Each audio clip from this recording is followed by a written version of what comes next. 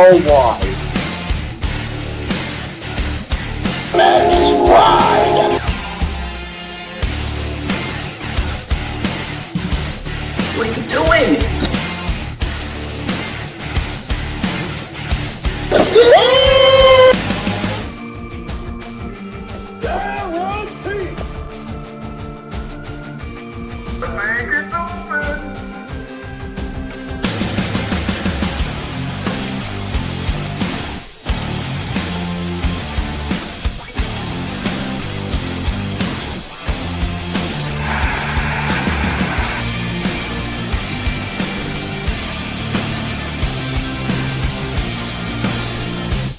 Sport!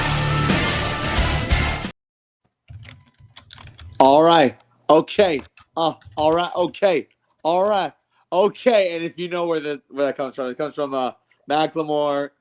Can't Hold Us by Ryan Lewis. Why do I start this way? Because one, congratulations to the Seattle Mariners for winning their 5-game series against the Detroit Tigers there in the ALCS. They will be facing the Toronto Blue Jays. But anyway, we are part of KIXP 102.3 The Island Experience, which is in Washington State.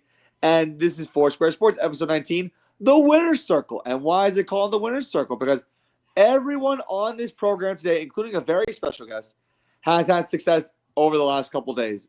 I mean, the Toronto Blue Jays are in the ALCS. The New York Giants had a big win on Thursday Night Football against the defending Super Bowl champs. And the Pittsburgh Penguins are 2-0 to start the year, as well as the Seattle Mariners going to the ALCS as well. So, Matt Sirianni, Kevin Zelos, Alec, John will join us in a little bit. He's probably painting his face green like the Green Goblin in preparation for the ALCS. But we have a very special guest here. He is the host of Voices of the Fans Canada. He is the man who gave me my honorary Canadian badge. Good friend of mine, Randy Cooray. Randy, welcome back. Thanks so much for the invite, Matty. Hope all is well. Oh, all is great right now, I can tell you that. So, obviously, we've been so hyped on the MLB playoffs. And also, we are going to give you updates on Cubs and Brewers, Game 5. It's basically a case of the Chicago Cubs versus the Fighting Lily Schumachers. And we're hoping the Fighting Lily Schumachers come out on top. But anyways, we're going to start off with Major League Baseball, as that is the major topic of discussion with the MLB playoffs underway. We're in the championship series for the most part. Like I said, we have one game that we're watching over very, very closely. So, the Toronto Blue Jays have beaten the New York Yankees in a 4-game set. They are going to the ALCS for the first time in 9 years. Last time they went was 2016 when they faced the Cleveland Guardians. And the Dodgers are also returning to the NLCS following a dirt moment from Orion Kirkring in Game 4 of the NLDS versus the Phillies. Phillies go home. And then the Mariners, an ALDS for the ages. A 15-inning game for the ages in a winner-take-all game last night against the Detroit Tigers. If you're a Detroit Tigers fan or if your name is Jake Hogger, you're probably feeling miserable right now. But sorry, Jake. Yeah, Jake, we apologize. We did not expect it to go down this way. But that's a tough way to lose a game. And one thing that I also mentioned was I had that Buffalo Wild Wings extra innings ad I put in the baseball chat. It's at bottom of the 15. This game will end. And when we said this game will go 15 innings, it's a joke. And by the way, all right, here he is, John Welch, the man, the myth, the legend, who got us with KIXP and residential Mariners fan. John, how are you, bud? I don't think I've slept very much in the last 24 hours. We were up past our bedtime with 15 innings of amazing baseball last night.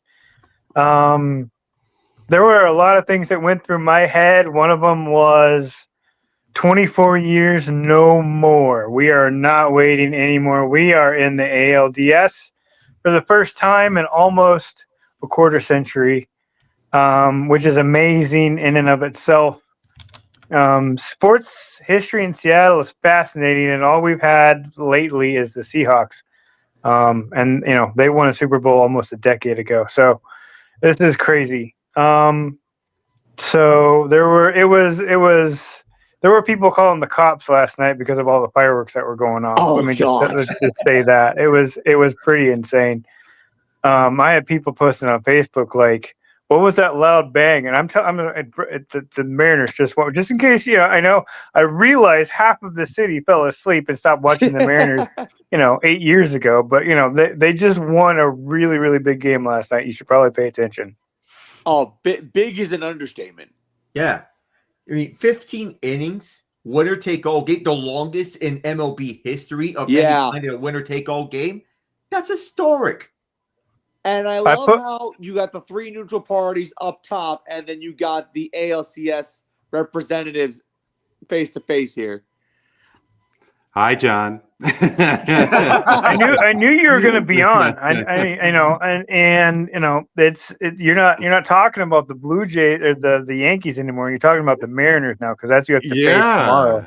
Yeah, and I mean, hey, we are expansion cousins. It was 1977 when the Jays and the Mariners entered Major League Baseball, and of course, Toronto did have 2 World Series, and the Mariners have never made the World Series. But you could take a look at the history, and when you have people like Randy Johnson, Ken Griffey Jr., Alex Rodriguez, Ichiro, yes. How many no-hitters and perfect games? I think it's 5. Felix Hernandez, James Paxton, Chris Bosio, Randy Johnson. There is another one that escapes me right now, but I believe. But, Seattle, in an individual sense, has had a very storied history. But in terms of a team perspective, it really hasn't happened, and hopefully, with due respect to John, it'll continue. Okay. Well, so, I looked at the schedule. It'll be really interesting because you get two home games, then 3 in Seattle, and then I think you guys get the last couple. So it'll be a really interesting split. Yeah, it's 2-3-2. Yeah. Mm-hmm. Yeah, and obviously with the 15-inning game that took place, I mean, I'm sure we're going to be talking about it in detail, but home field advantage, and especially Huge. the fact that Seattle had such a long game and have to travel so far to play the Jays, who are playing with rest. This is a major advantage for the Jays, and they do need to capitalize with that Game 5 that Seattle played. Yeah. Did you see they asked Cal Raleigh last night how his legs were, and he's like, about as good as yours. The 2 catchers, he and Dylan Dingler. Oh, Dylan Dingler also was put through the ringer last night. Yeah. Oh my God. Okay, so we got a lot to discuss. We're gonna start off with the ALDS that broke Kevin and I's heart. So yes, the Toronto Blue Jays were underdog. Amazingly, they were not the betting favorites in that ALDS versus the Yankees. But the Blue Jays did win 3-1. The first 2 games in Toronto were blowouts. Game 3, which I went to, they were down 6-1, and the Yankees ended up winning 9-6. And then the fourth game, got so lucky they won that game when you were there. Oh God! Every time I go to a Yankee game, I get lucky. Pretty much. So that was game 3. Game 4, the Yankees just could not get situational hitting. It was just bad. And I think the major thing that stood out to me in this ALDS, a lot of swings at the first pitch. And Aaron Judge finally had a good postseason, but the rest of the team could not back him up. And Giancarlo Stanton, who we were just waiting for, thinking that he would come through, he did not come through in the series at all. He did not come through in the Boston series at all. So this is now a major thing now, especially now because Cody Bellinger is going to test the waters of free agency. So ultimately, the Yankees are in a tough position here, but it all starts off with this Blue Jays series. And also, Anthony Volpe, 0 for 13 with 11 strikeouts in your final 13 at-bats. Get out of town, kid. Might not happen, but it's embarrassing. And I'm a transparent Yankee fan. I'm not like one of those 80s kids that grew up chastising the fact that the Yankees won so many games and so many World Series. But it's just annoying. And Aaron Boone has done everything he could to mess things up, messing up the bullpen.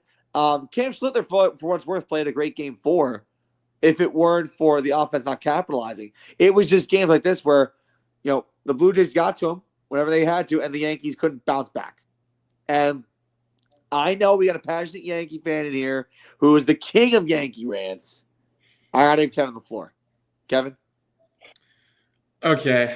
I don't know how off the rails I'm going to be, so I'm just going to apologize if it does get off the rails. All right.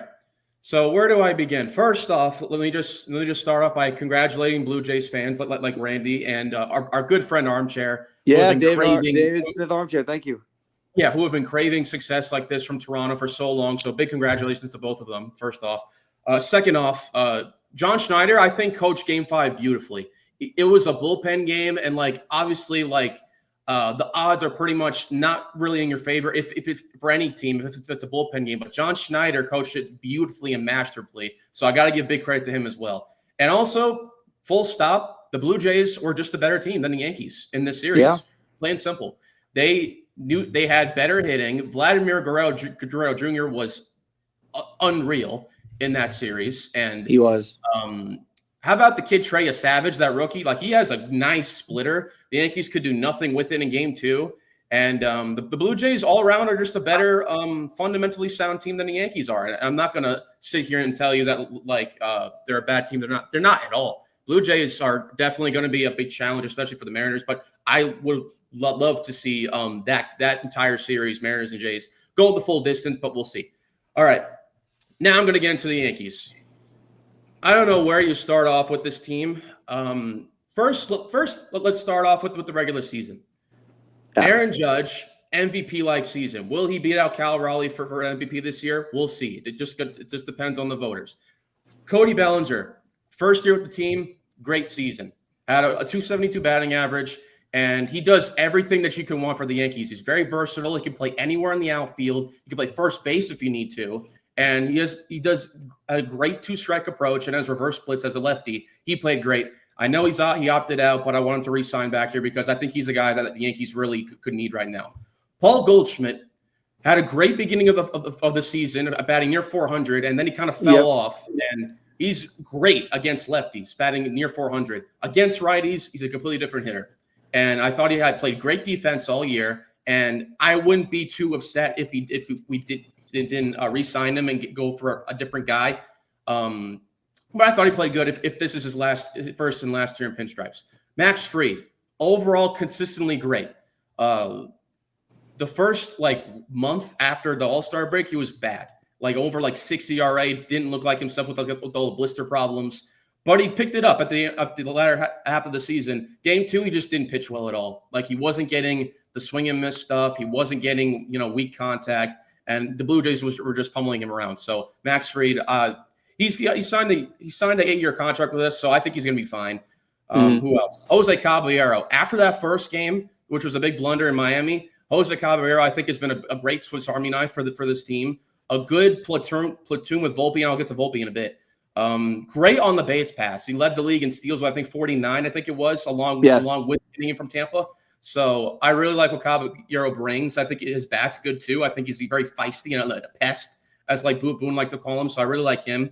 Ben Nart, once again, thank you, Alec, for David. Thank you, Alec. He's been nails, absolute nails, for us this season, and I love that he's our new closer. So Ben Nart, no complaints at all.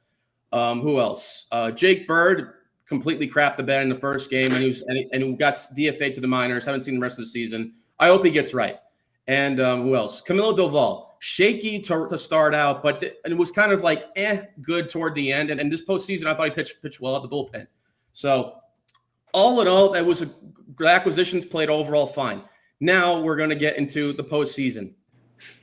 Aaron Judge probably had literally the best postseason that he could have put on. Finally having that one clutch moment in Game 4 and getting that big 3-run home run against Lewis Marlin. And let me tell you, I was ecstatic. I didn't think that was going to be fair at all. And the pitch that he got it on his hands, about 4 inches inside off the plate, 100 miles an hour, for him to have enough power and to turn on it quickly as he did, and he hit it high on the foul pole to tie the game. Nobody can tell me anymore that Aaron Judge is not clutch in the postseason, because he batted 500 this postseason. But you know what kills me inside? Nobody but Yankee fans is going to care anymore, because we didn't come back and win this series. Aaron Judge literally had the postseason of his life. Nobody will care. And I think that's a damn shame. Anyways, and to be frankly honest, Aaron Judge was the only thing only good thing for the offensively in this postseason for the Yankees. Seriously, he had no help. Guys, Ryan McMahon had the second best OPS on this team in this series after Judge. He had like an 873 OPS. Ryan McMahon. And he hit a home run in Game 5. He's not a home run hitter. He's not a good hitter, period. He had the most strikeouts in the National League last year when he's still on the Rockies. And all of his home runs that he got were because of the altitude adjustment in Coors Field. But he's a damn good defender. I will give him that. He is. Ryan McMahon has had the defensive third baseman prowess that we have wanted for so long. So kudos to him. But I'm sorry, it's unacceptable that Aaron Judge had literally zero help. I'm disappointed in Giancarlo Stanton because he always shows up in the postseason, but he was zero. He did not show up at all. He completely vanished. He was garbage.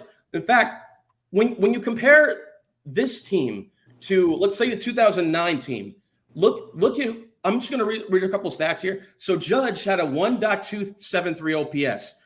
Wow. The next closest to him was McMahon with 870 whatever. The next closest to him was Bellinger with 651. The rest of the guys never had a 600 OPS this entire postseason. That's God. Then you compare to 2009 season, A-Rod had a 1.308 OPS. Right below him, Hideki Matsui, 1.136. After him, Jeter, 995. After him, Jorge Posada, 765. Matt Damon, 755. Melky Cabrera, 627. Teixeira, 523. A-Rod had a ton of help and talent in that team. Aaron Judge had zero help, and that is a problem. And he finally gets a good postseason, and he gets no help at all. Also, now I want to talk about what went wrong. The defense and the timely hitting, especially in Game 2. There was no offense to speak of, and that was because of Max Fried didn't have a good outing. But they could not do anything until it was already too late, like in the 8th, 9th innings when they put up a 7th spot. Didn't matter anymore. You would think that would be enough to win the game, but you're already down by double digits at that point. So it was all moot from there. Game 5. I'm sorry. I already said it on episode 5, I think, on the Yankees 3 months ago. Get Anthony Volpe out of my life and out of my team. I am tired of seeing him be so bad at the plate and be trying to just do too much defensively. He is not a good player. He never was a good player. I know he won a Gold Glove in his rookie year. Okay, cool. His defense was okay last year. His defense was awful this season. Too many errors. And I don't know.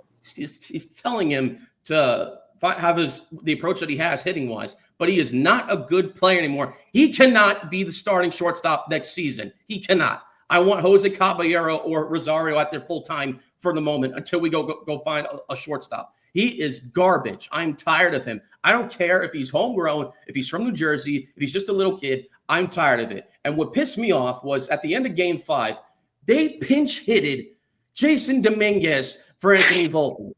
I'll tell you why that pissed me off. I was already accepting the fact that we lost, but when they put Dominguez in, who hasn't got any opportunity this entire postseason, he hits a double. He did better with that double at that at-bat than any other player that we would have expected in the postseason. Better than Grisham, Bellinger, Stanton, and far better than Anthony Volpe. And I'm like, I know exactly why they're doing this. It's because Aaron Boone and the Yankees don't want Anthony Volpe's feelings to get hurt. Because you know that if he was going to go up and have an at-bat, he would have been booed out of Yankee Stadium because you know what the result was going to be. He was going to strike out and he wasn't going to do a damn thing. And I'm tired of them not developing Jason Dominguez properly. He's going to turn right now. He's going to turn exactly into another Miguel Andujar, where we expect a guy like him and develop him, and we develop him the wrong way. He doesn't get enough playing time. I get his defense is here or there, but you need time. You need more games to be played. You need to be batting him leadoff next season if you're not going to re-sign Trent Grisham, who's going to get a big contract this season. So I was pissed whenever that they did that. So I'll say that there.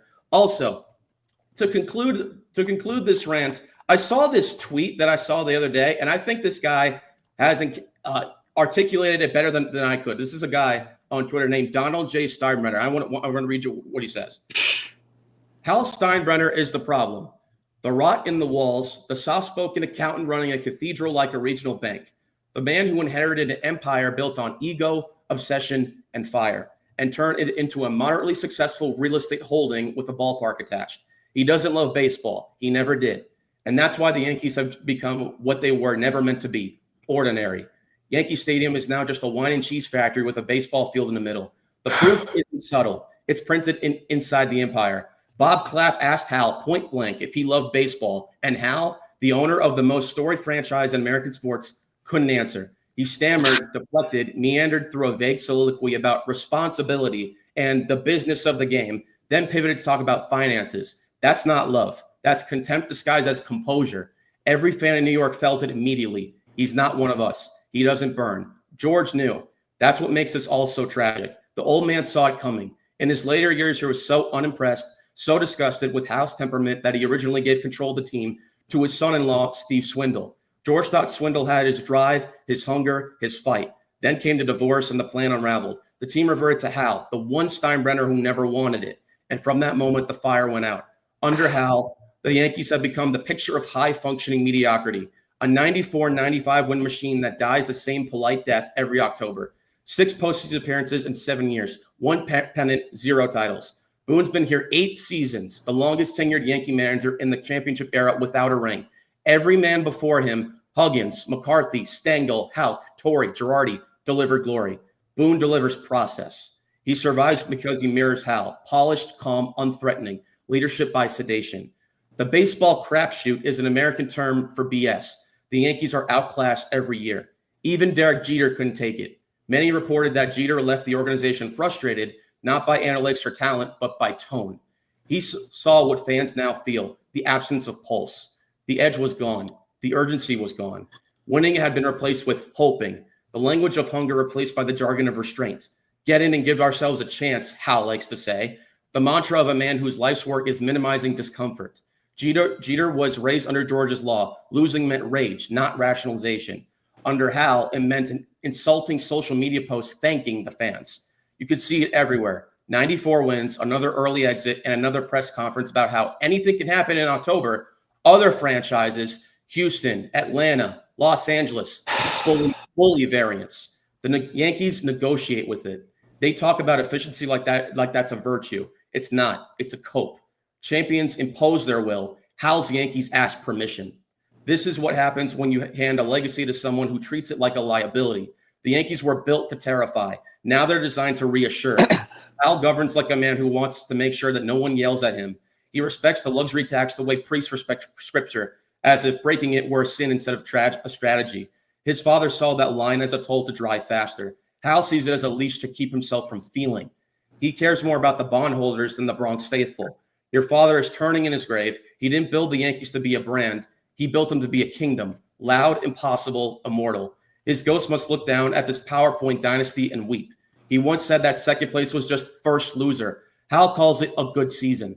The Yankees' problem isn't bad luck or bad players. It's a bad philosophy, a failure of nerve, a collapse of standard, a drought of love. When the man at the top doesn't love the game, no one beneath him can play it like it matters. You can buy talent, you can buy tools, you can't buy belief. As Jocko Willink says, it starts at the top. It always does. The Yankees don't lose because of analytics or depth charts or the bullpen. They lose because their owner treats greatness like an optional expense. They lose because their culture reflects a man who hesitated when asked the only question that ever mattered. Hal Steinbrenner doesn't love baseball. He loves running it responsibly, and that's the whole story. The stadium still gleams, the food is better, the fear is gone, and George's ghost is pacing the halls, wondering how his empire turned into an internship. The Yankees don't exist to be efficient. They exist to make the other men question their gods. And until the man in the owner's box remembers that, the Bronx will stay silent. Sell the team, you ignoramus coward.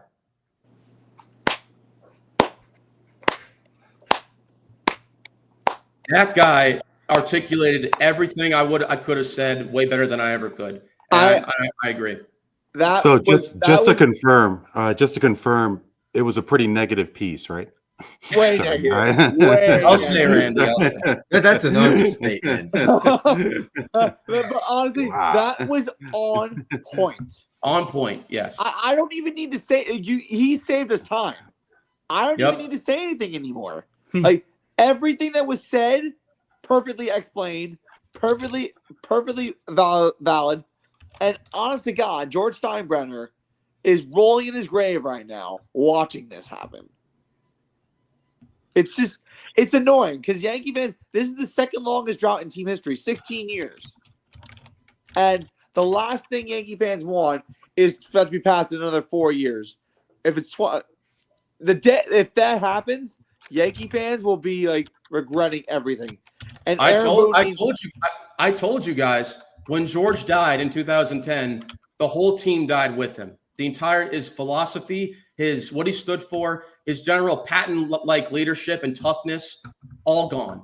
All Hal ever cared about and will ever care about is this: money, profit, money. Making sure that all the stadium seats sell out every single year, and that this whole mediocrity, as long as Aaron Judge fills the seats, right, then he considers it a successful season.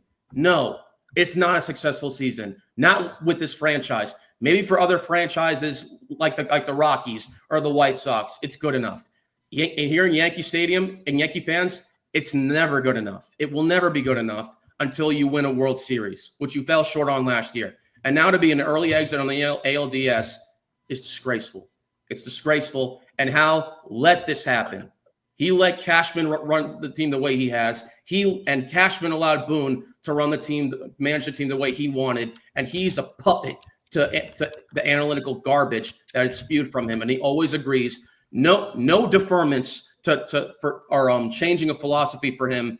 Hal letting it all happen as he sits back in his like $500 million mansion like this. It's like, oh, as long as I'm making all this, I don't care about the quality of the team.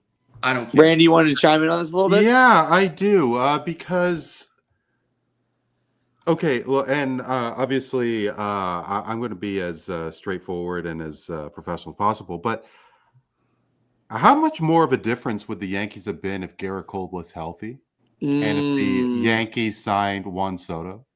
I mean, those are two massive pieces for this team. Garrett Cole was hurt, and, kudos to the New York Yankees for not signing Juan Soto. I mean, yeah, sure, they could have afforded him, but why on earth would you spend that? I don't care how much money the Steinbrenners have. There is no way on earth anybody is worth 760. Well, maybe Shohei Ohtani, but maybe the New York Mets are in the black with Juan Soto, but those are two massive pieces. And the Yankees have won 26 championships. 27, excuse me, and 5 since 96. Correct. So that means they won 22 before the 26 teams. Before, like, how many championships do they win with less than 12 teams? That's crazy. So I mean, 27 is, look, my Toronto Maple Leafs won 14 Stanley Cups. Okay, none of them was more than 8 teams in that league. So the challenge is there, and I think that there is a mirage of the Yankees winning all these championships, because once upon a time there was just how many championships did they win when there was no black players in Major League Baseball? So, it was just such a different time, and the history is what it is, obviously the New York Yankees and so on. But I think the team really had their backs against the wall because of Cole and Soto. Right. Definitely Garrett Cole. Well, yeah, Cole for sure. Cole for sure. I think if Garrett Cole was part of the team, like here's the thing with Juan Soto. You spent all that money, if you're the Mets, $765 million on him. But I think what the Yankees did, and I said this before during the offseason, why invest in one player and throw all your money at one player when you can invest in other things? Like, we got Max Fried by not paying Juan Soto. We got Cody Bellinger by not paying Juan Soto. We got other players by not paying Juan Soto, and those guys matched our win total from last year, the same win total that got us to the World Series. Now, as far as the Yankees this year and their negative result, honestly, the Blue Jays were just the better team. I mean, now they play in the wild card and they play Boston really well, but that doesn't mean any excuse for, you matched the win total from last year that you underperformed. The Yankees look really good for the most part, but to fall flat on your face like that in the playoffs against a team like Toronto, who were underdogs going into this series, like the Blue Jays with all due respect, Randy, Disrespectful. they were the betting underdog going into this series. A lot of people had the Yankees coming out on top, but then the Yankees were humiliated by the Blue Jays, and the Blue Jays did everything they could. I think that is a little interesting because obviously the Jays' record was what it was. It was, they were the first seed. They were tied with the, and I think it is valid because whatever the Yankees did have last year, I mean, they made a World Series. They had a lot of playoff experience. Guerrero, Bichette, this core did not win any playoff games in their history. Especially with those two players. Guerrero and Bichette. So I think it is maybe they should have been the underdog, but I guess they just got hot at the right time. I mean, Guerrero was stubbing his toe and just really came alive in the playoffs, and they won the DS without Bo Bichette. So yeah, that's right. And Scherzer and Bassett, you got to include those too, because that's right. That's a good point. Yeah. That's also good. Not to mention that they had their role players step up, looking at Ernie Clement and Dalton Varsho. Yeah, they played Ernie Clement was amazing this series. 643 batting average. Like that, absolutely. He was incredible. Alec, you want to give us a little update? Sorry, Randy. You want to give us a little update on Game 5 in Milwaukee?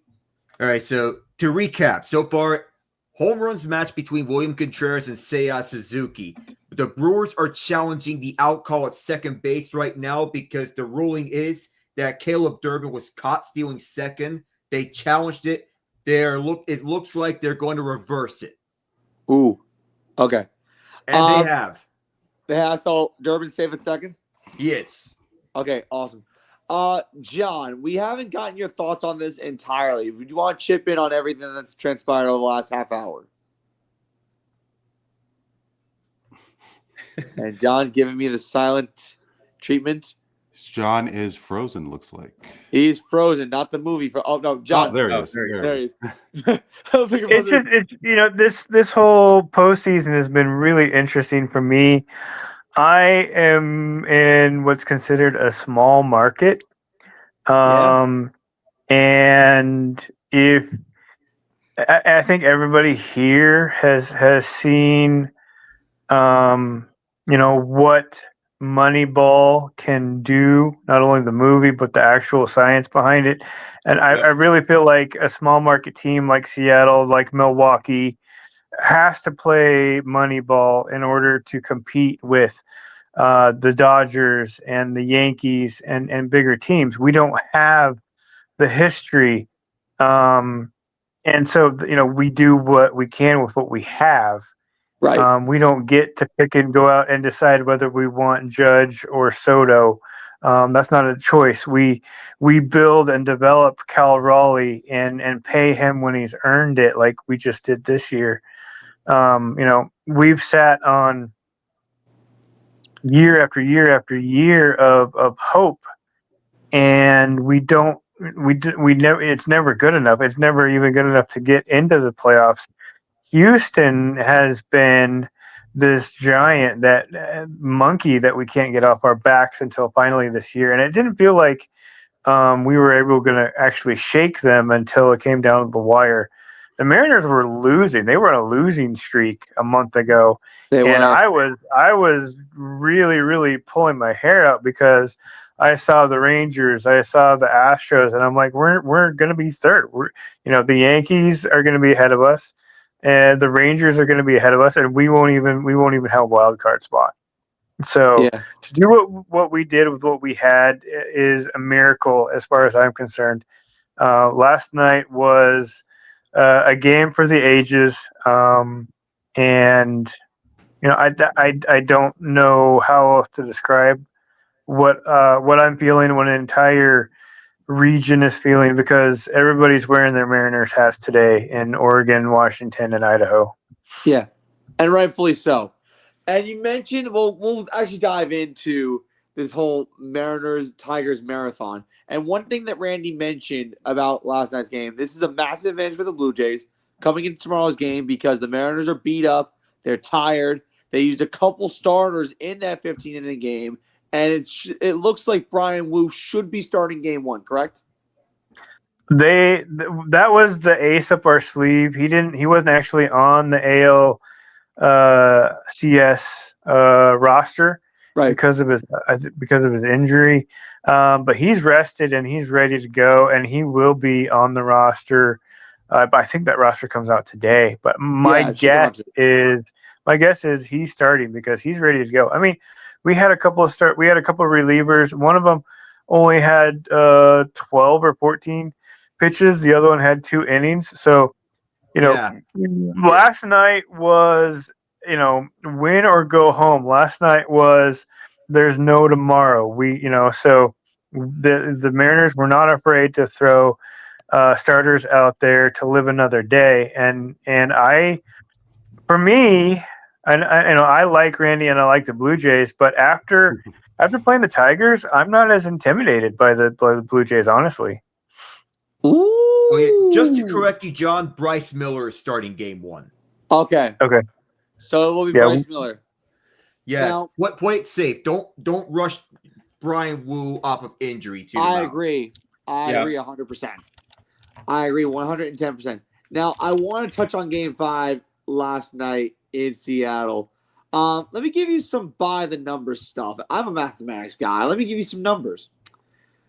472 pitches, 15 different pitchers used, 37 strikeouts, only 5 runs total scored. And Terry School had 13 of them. Mm-hmm. In a winner-take-all game, which is an MLB record. And this game almost lasted 5 hours. Insane. And Scooble is the first pitcher to have 2 13-plus strikeout outings in a single postseason. Incredible. Absolutely incredible. Scooble has also lost 4 times to the Mariners now this year. He has. That doesn't sound real to begin with. The best pitcher in the MLB, that he could dominate any other team, yet the one team that gets this number, or rather the team's number, is Seattle. How does that add up? And also, if there were an MVP in this ALDS, I got to give it right away to Jorge Polanco.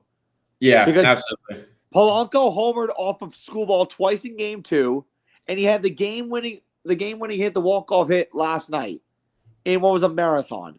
Now, admittedly, the Mariners did themselves dirty in some of the later innings by grounding into double plays. A lot of grounding into double plays in the extra innings.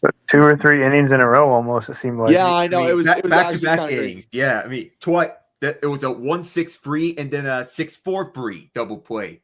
Yep.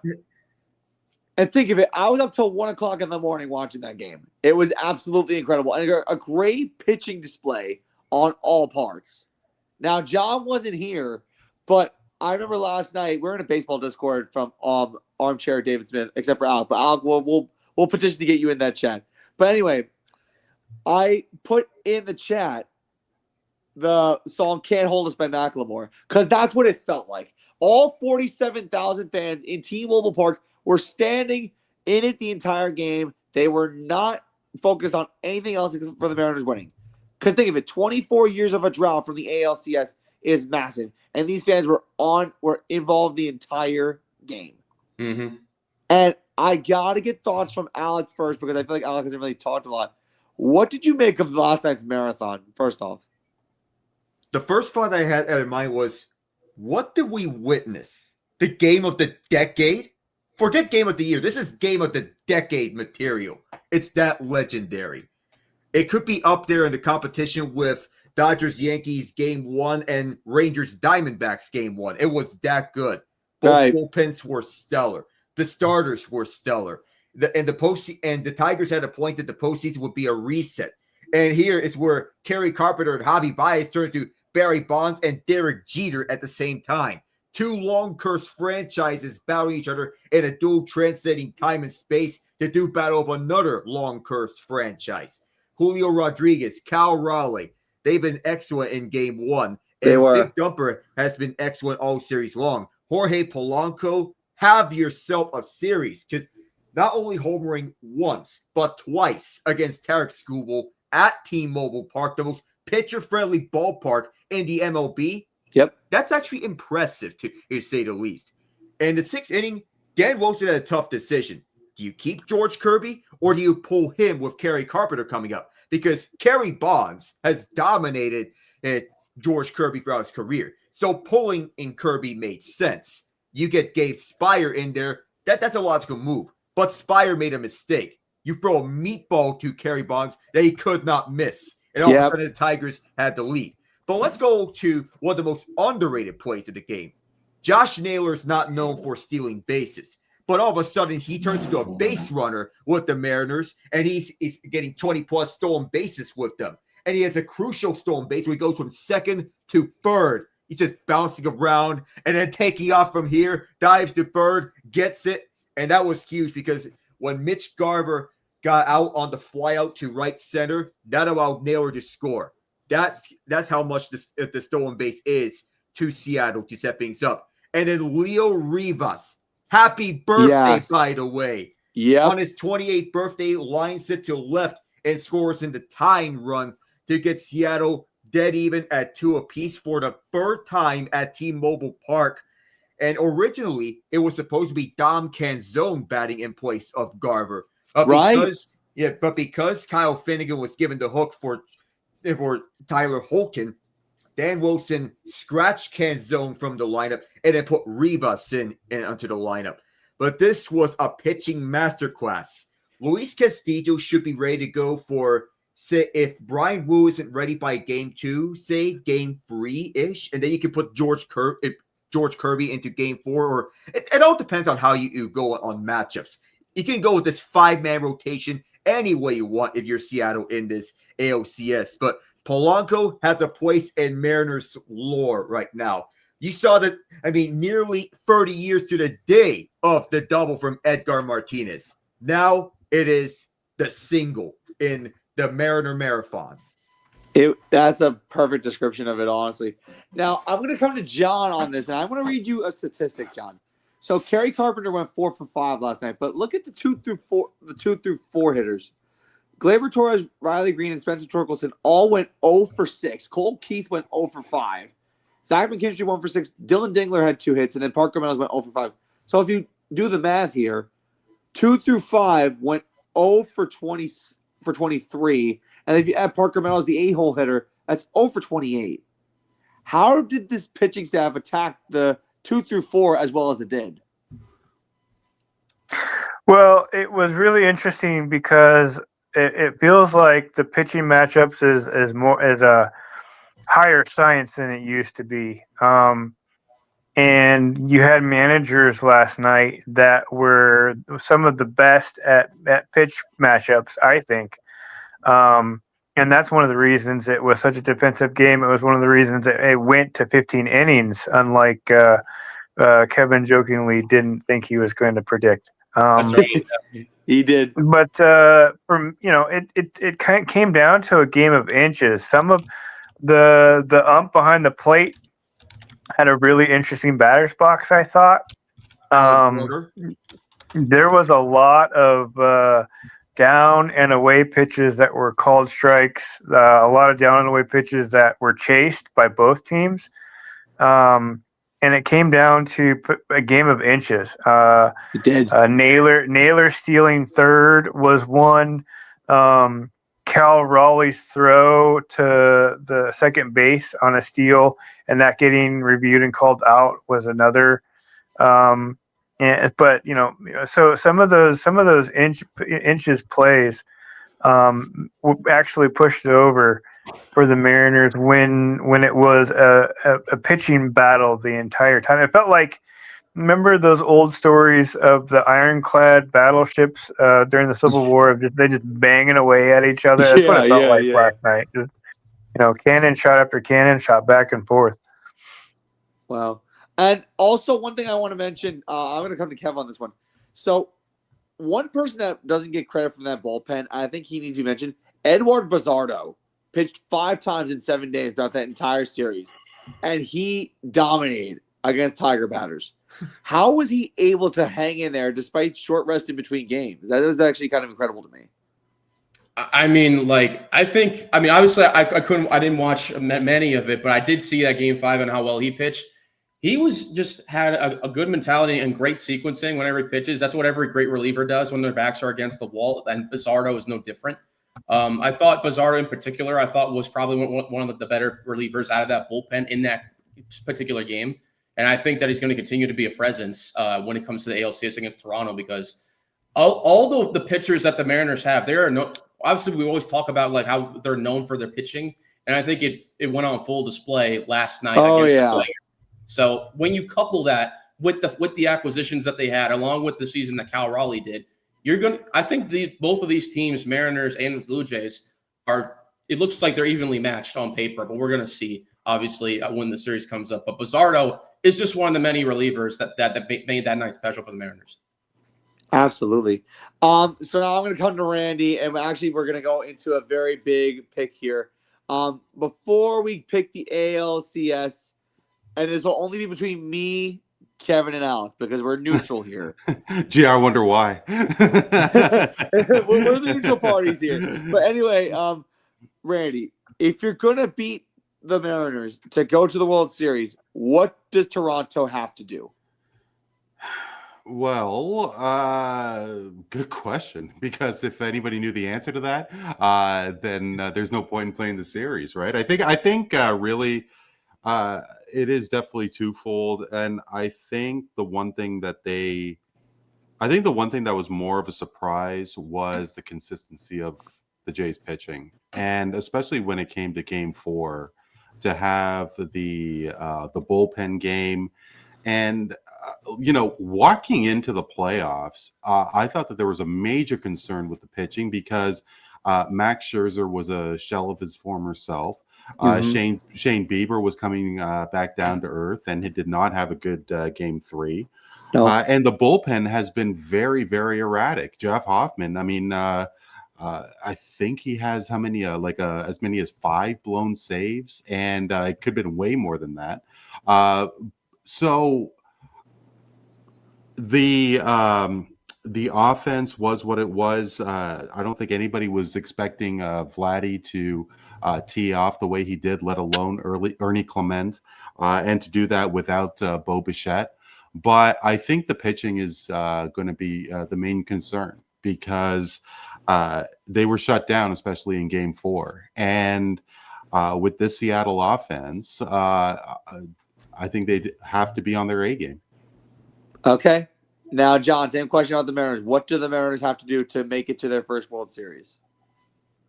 We have to have more bats. I think the Mariners have to have more offense. I think Cal Raleigh had a couple of great games, but he wasn't hitting home runs. He was hitting doubles. So it'll be really interesting to see, to Randy's point, how much the Blue Jays can shut him down and turn off the Mariner bats and make it more of a defensive battle like it was for the Tigers and the Mariners. It'll be interesting to see if it's more defensive or more offensive of a series. Okay. Well, it is funny you say that, John, because I think that if Cal Raleigh, goes away from slugging it, I mean, when you have a regular season average of under 250, but a playoff average of 381, forgive me, I wasn't overly in tune with the Mariners series per se, but give me that small ball any day of the week. When you're talking about 60 home runs and a 247 average, I think right there is the nail in the coffin why Aaron Judge should be MVP this season. Yeah, that's a fair explanation. That's a fair explanation. I hate to think that way, but it's all valid points. How you perform in the postseason, I mean, listen, I think Cal Raleigh, for what's worth, had a spectacular year. And I think he's continued to do that in the postseason. And I think for him to prove that he's the best slugger in baseball this year, He had to continue it in the playoffs, and you know what? He did. And I think it's amazing. Now, before we get into other topics on the show, we're going to do something that we've never done before. John and Randy, we know who they're going to pick in the ALCS. But because Kevin, Alec, and I are neutral, we're going to pick who wins the ALCS, why, and how many games. We got 9.5 minutes before we go to the bottom of the hour. So we're going to start off with Alec here. Who wins the ALCS and how many games and why? All right, so I know it's gonna be he starting off in Toronto, and Seattle has to be exhausted after that 15-inning classic. But what separates this Mariners team from years past is the resiliency of their nature and the offense that's clicking. Cal Raleigh, Julio Rodriguez, and Jorge Polanco, when they're clicking, they're clicking. That's the 2 for 4 spots that you want to focus at. For Toronto, they just keep the line moving, that they put the ball in play, and they don't strike out that much. The pitching's going to be the main question mark for Toronto, as Randy noted. But we're waiting on the status of Barrios and Bassett to come back, and if John Schneider's going to put Scherzer on the active roster. But if Trey Savage continues what he did in September onwards, then they may have a revelation on their hands. Kevin Gausman's going to be Kevin Gausman. The bullpen is going to be the big wild card of it all because it's hit or miss, but Louis Varland has been impressive as the reliever on the Blue Jays. Not to mention about Sir Anthony Dominguez. You got all those other arms that you could use. Though I'll say the edge on the rotation and the bullpen, they go to Seattle. Bats go to Toronto. Though then it's all even up from here. This is so close. I can't even think of who's going to get it to. Well, I'm going to stick to my AL prediction of having the Mariners come out of the AL, and it's going to be in, I'll say, 7 games. Okay, so it goes the distance. All right. Yes. Kev, same question.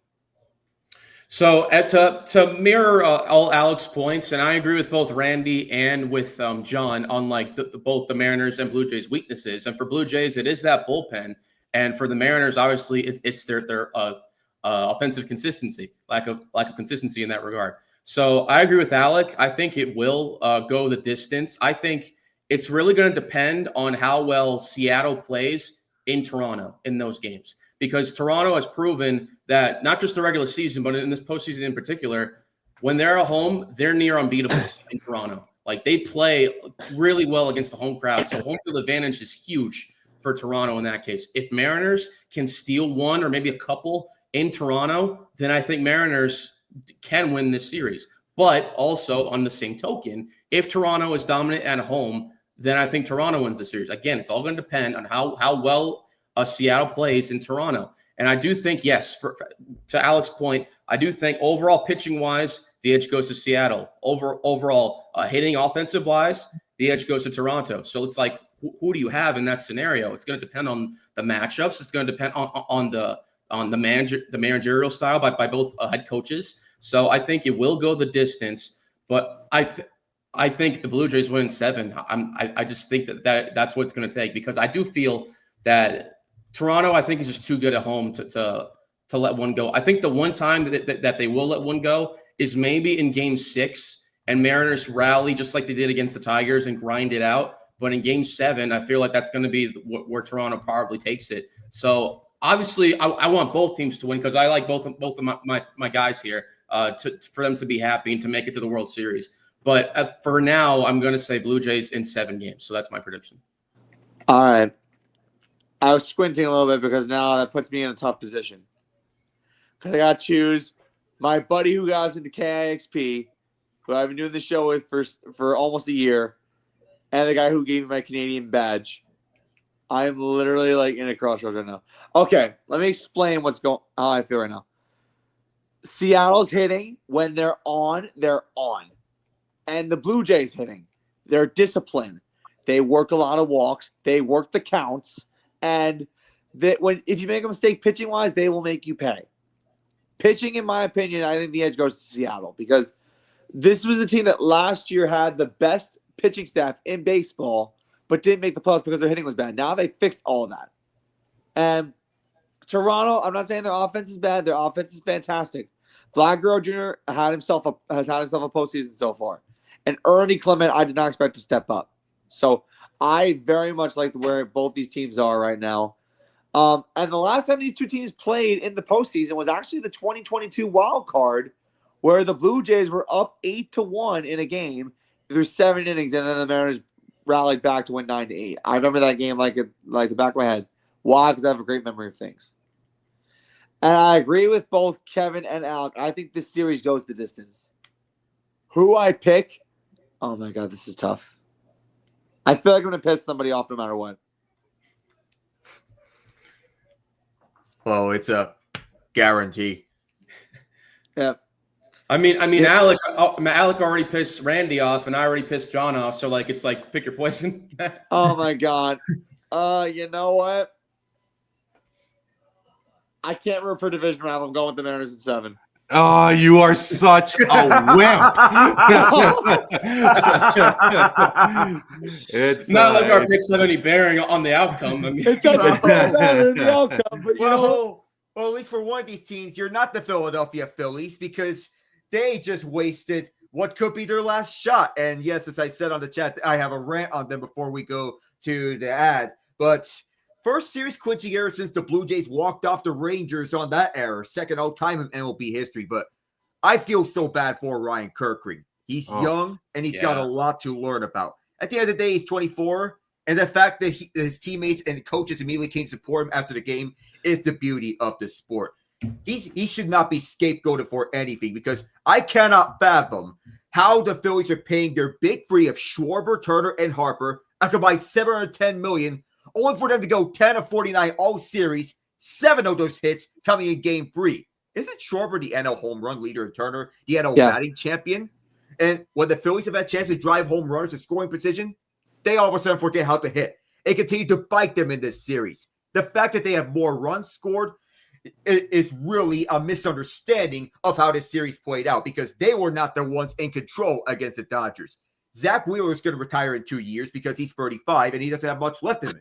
Christopher Sanchez had a year to remember, but usually someone who has 2 pitches on his arsenal doesn't suit up nicely long-term as an ace. And look at how many free agents the Phillies have.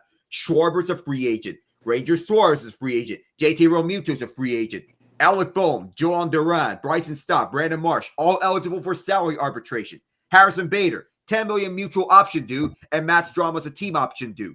Jose Alvarado might have seen his last game as a Philly. Same with Nick Castellanos. And even though they're not free agents, that's worth mentioning. But how Philadelphia does not capitalize on what could be last chance is beyond all of us. How do you waste your best pitching core in a long time like this?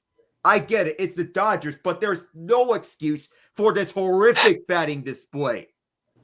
Yeah. And you want to know something else? Orion Kirkland, I know he's getting the heat today for the Phillies' reason for being eliminated from the playoffs. But you know what? The Phillies did not hit throughout the entire series, like Alec mentioned. Nope. They did not hit. Their bullpen blew games, but you know what? You needed offense. And think of it. I had the Phillies going to the World Series because their offense was so prolific. I had them as champions. You had them in champion. But like, it's amazing to me how a team could just shut down. And the Dodgers weren't even that good going into the playoffs. They were cold going in. It's honestly amazing. It was honestly amazing. And Orion Kirkland, all you had to do was throw to first. But you know what? It's a mental derp. But it's honestly, like, think of it. The situation, 2 outs. 2 outs, bottom of the 11th. Throw to first. Guys 52 feet away. All you have to do is just throw to first. You would have gotten in the inning. And you probably would have had a chance to extend it. But the Dodgers are going back to the ALCS, to the NLCS. Either the Brewers or Cubs will join them. Actually, we're at the bottom of the 4th right now. It's still 1-1. That's the update that we have. We got into a lot of baseball throughout the first hour, and we have a lot of football to get into as well as a little bit of hockey. But before we get into that, we got to get into our sponsor. That is DAS Technology Consulting. DAS Technology Consulting has over 30 years of IT infrastructure needs and experience. If you want to know how DAS Technology Consulting can help you with your IT infrastructure needs, take a listen to the CEO, Darren Sirianni.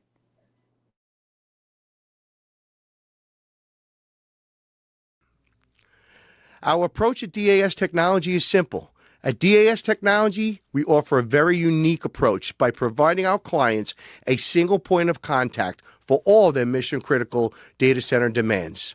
DAS Technology Consulting is a global leader in data center services, specializing in delivering cutting-edge, best-of-breed enterprise solutions. With a focus on innovation and reliability, DAS provides worldwide storage, server, and networking solutions that are tailored to meet the evolving demands of the modern data-driven world. And again, thank you, DAS Technology Consulting, for sponsoring this show. We greatly appreciate it, as always. So welcome to hour number 2 of the show, and Kevin has the perfect background. But we have a lot to get into with football and NHL, as also fresh fodder for hour number 2.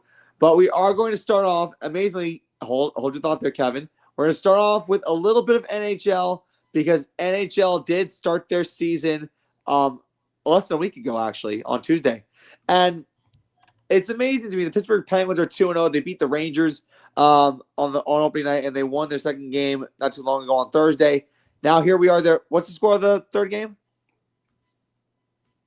I think it's 5-1 Rangers right now over the Penguins. Yeah, we beat the Islanders 4-3. And another update, Andrew Vaughn just beat out the glove of Ian Happ at left field. It's 2-1. 2-1 Brewers. Okay. So that's the latest update. But Alec, as far as the Pittsburgh Penguins and how the NHL season is starting so far, what have you seen? We're surprisingly good that we outplayed both the Rangers and Islanders in the first 2 games. But the most surprising player has been Justin Brazeau, who was elevated up to the second line after being a career bottom 6er, both with the Bruins and the Wild. He's fighting nice chemistry next to Evgeny Malkin, who looked to have found a fountain of youth. But I'm impressed with Ben Kindle. Made the roster out of camp. He was our first selection in the first round, first of 3, by the way. But as our third line center, he looks confident.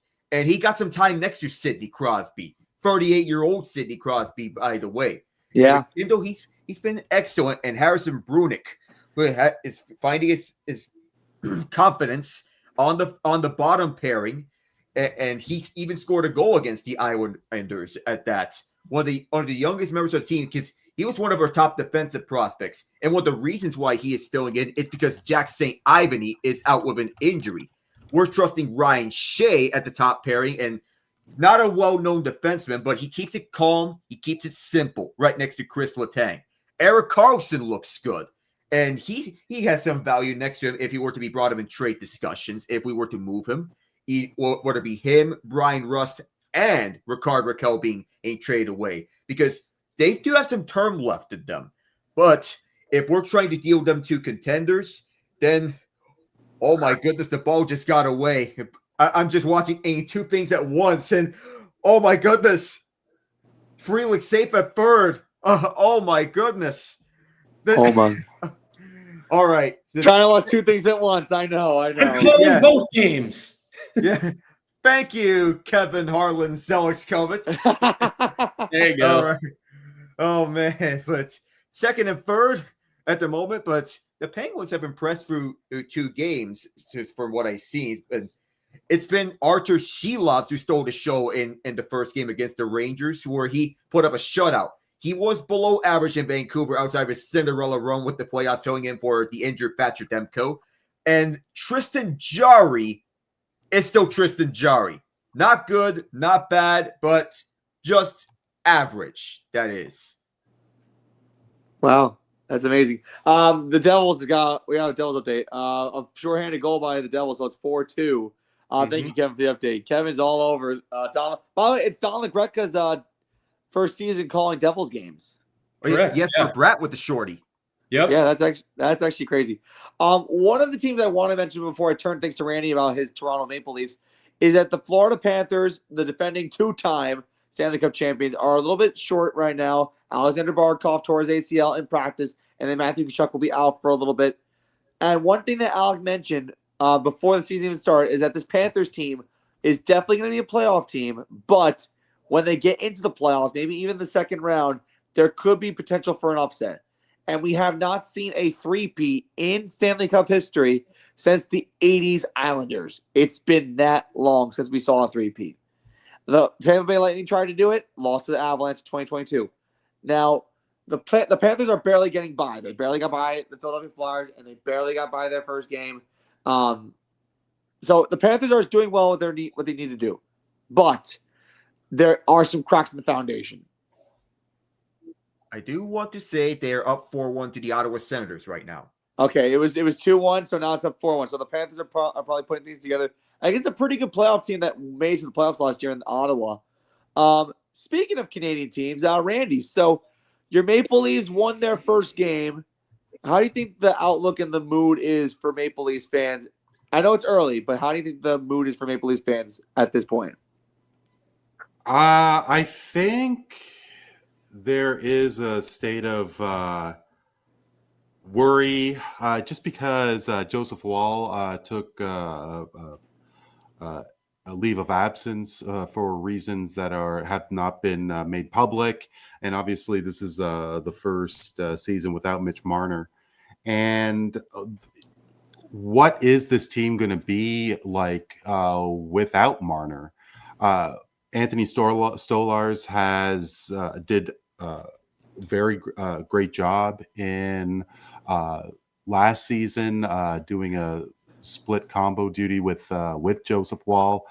So, but there still is a lot of questions in goal. And personally, I thought that a lot of the payroll for the Leafs was too heavy on their forwards with Tavares and Marner, Matthews, Nylander. Now Tavares took a pay cut. Marner is not there.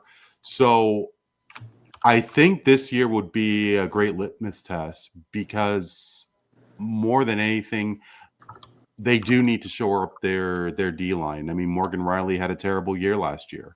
So I don't think that there is a lot of excitement per se. I don't think that this is the year. You think of a team like Edmonton who got a great discount from Connor McDavid, and what is in store for the Oilers this season. In terms of the Leafs, in terms of if they improve their team, I think they did take a step back. And think of it, I think Mitch Marner being gone and going to Vegas, I thought was an absolute blow to the roster for sure. Because Mitch Marner, correct me if I'm wrong, was the heart and soul of that team for the last couple of years. Well, I think that Marner did take a lot of bullets from the media, and I don't think it was really justified at all. You can't put the sole onus on the Leafs' struggles on him. Austin Matthews was a part of that team and was not productive. Nylander was not productive. Morgan Rielly, John Tavares is not productive. And I really, truly wondered if Austin Matthews had the contract that was going to expire like Mitch Marner, would the focus be on Matthews? What is the difference between those two players? I mean, those two are top 10 players. Now, you could say that Austin Matthews is maybe second behind Connor McDavid. Yes, Austin Matthews did win a Hart Trophy. Yeah. But is there really that much of a difference between Matthews and Marner? Like that significant a difference? I think because he was the hometown kid, because he was the young guy, I think that and you could see how Marner was really trying to put it all out there, but he was not getting any slack from the media. And in the first couple of months, I mean, he's smiling from ear to ear when now that he's in Vegas. So I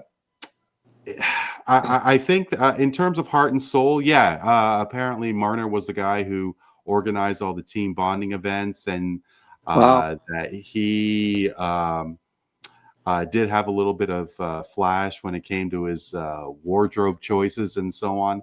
But I think that he was really guarded with the Toronto media because, I mean, obviously Toronto in sports media and the sports landscape and media, Toronto is leaps and bounds so much more popular than the Raptors and the Blue Jays. Well, Blue Jays not really right now, but I mean, the Jays are just so much more at the forefront. But Yeah, I think that there. I think that there are people who can take up the slack in terms of the heart and soul. Maybe a Nylander.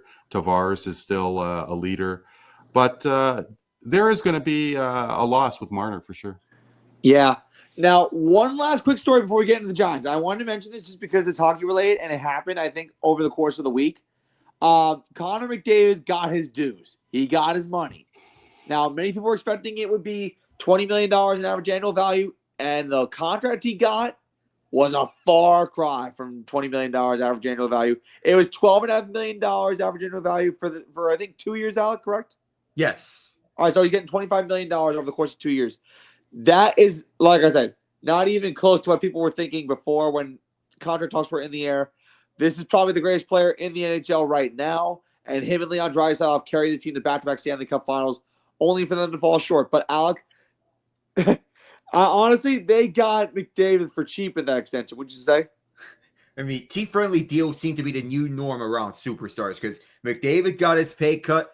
Jack Eichel got a pay cut shortly afterwards because when it feels like he was going to get $15 million per year, he got $13.5 million per year if the Golden Knights are this new deal. McDavid, he'll be a free agent now in 2028 instead of 2026. But this deal basically screams, get me the best team possible. I want a team that can get me a chance to win a Stanley Cup here in Edmonton with Draisaitl. If you succeed, then I'm staying put here beyond 28. If you guys don't succeed me in this, then I'm taking my talents up out of here, presumably Los Angeles. Well, yeah, the way I see things, because as Los Angeles. Why do you think LA, Alec? Because Kopitar's retiring, and I don't know what the contingency plan is going to be from the Kings in the future. They're believing Quinton Byfield to be the long-term number one, but if that doesn't work out, probably you land a splash with McDavid if you're the Kings at that point.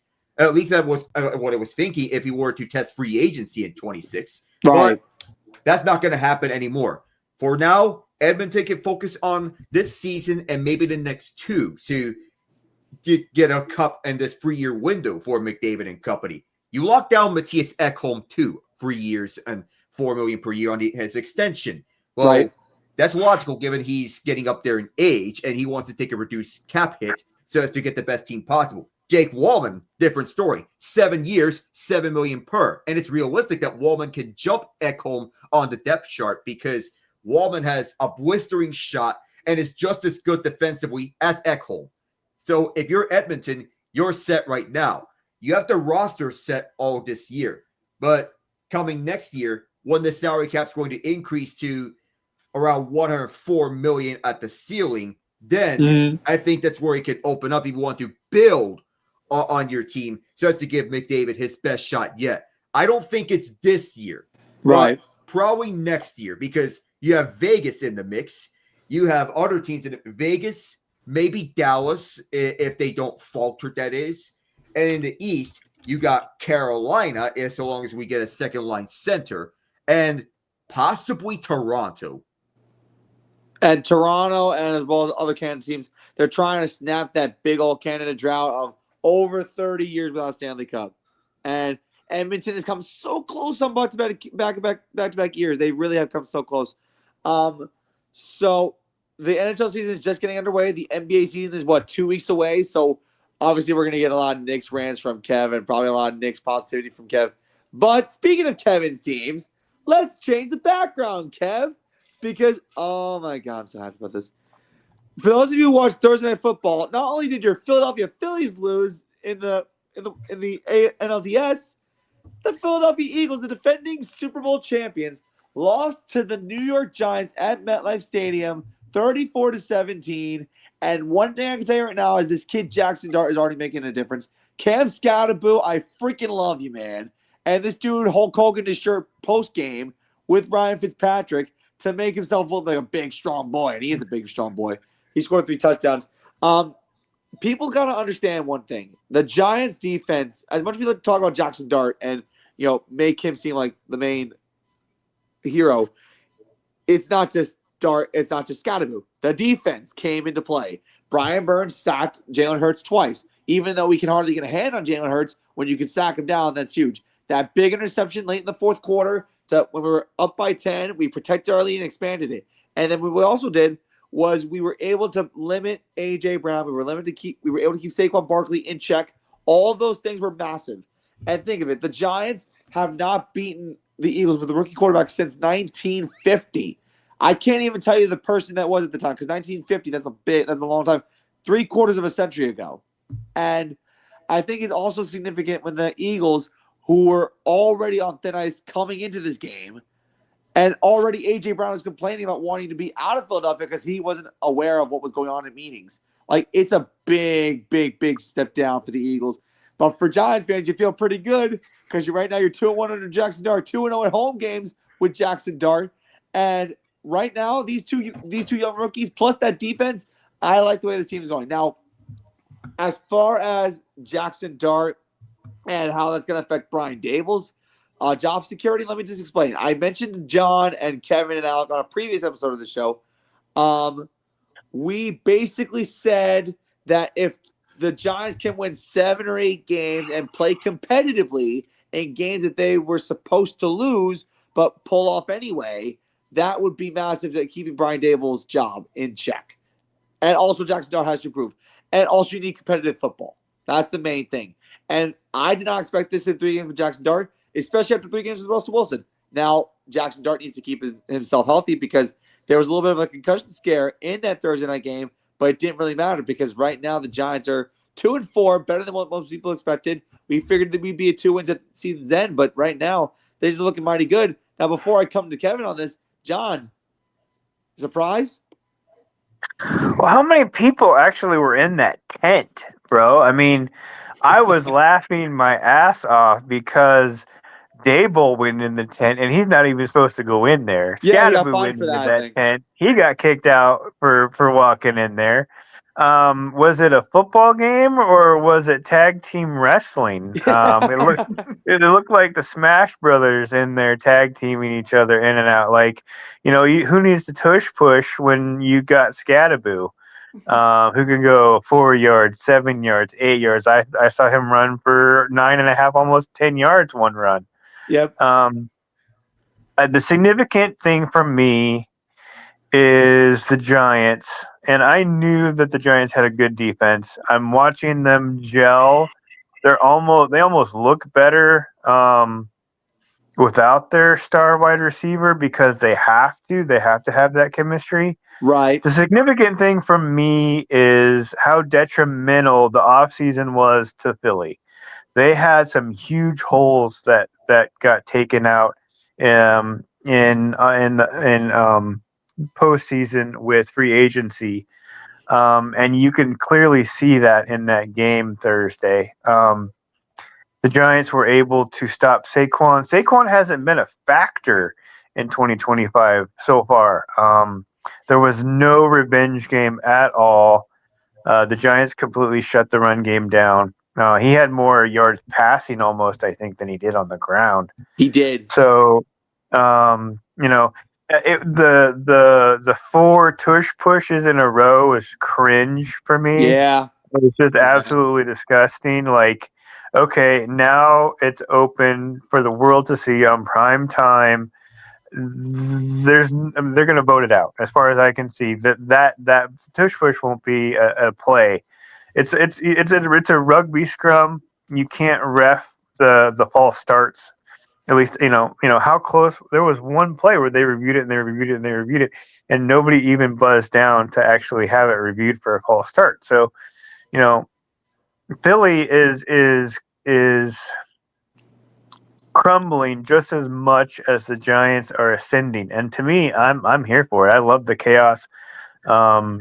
You went from beating the Saints last week or losing to the Saints last week to beating the Eagles this week, and that's a tale of 2 teams that are playing on the same field together. So it's interesting. And you mentioned that was a quick turnaround, losing to the Saints in New Orleans, a game that the Giants should have won. And then 4 days later, beating the defending Super Bowl champions in your home crowd. Now, Kevin, without cursing, this is a PG-13 show. Without cursing, tell us how you feel. John, I'm gonna hire you as my hype man because I think that you just hyped me up, but I couldn't contain my smile anymore. Like I am so happy, man. Only the Giants can beat an undefeated 3-0 Chargers team, then lose to a winless 0-4 Saints team, and then absolutely destroy the Philadelphia Eagles the next game. Only the Giants can do that. And I'm so happy it was against the Eagles, man. Like, you don't know how long that fans like myself have waited for a team like this to be able to come out and not only just barely squeak by the Eagles, but completely and utterly destroy them. Double their score, 34-17.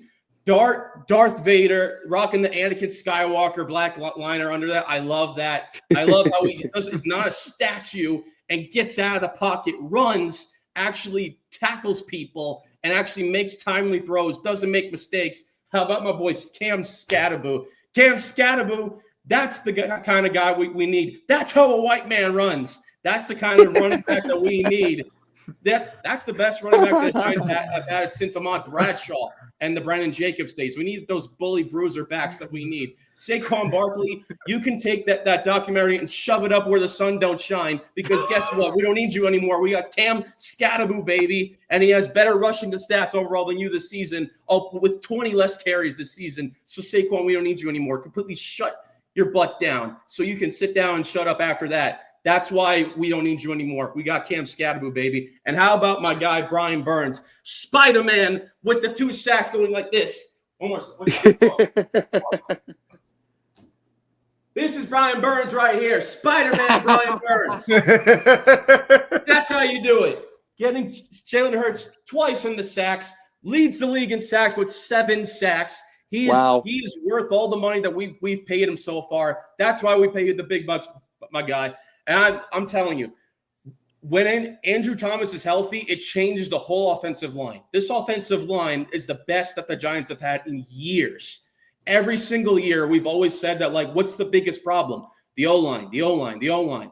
And with Andrew Thomas finally healthy, he hasn't allowed a single quarterback pressure this season. That's how good he's been at the tackle. And dude, just imagine if he wasn't hurt week 2 against the Cowboys.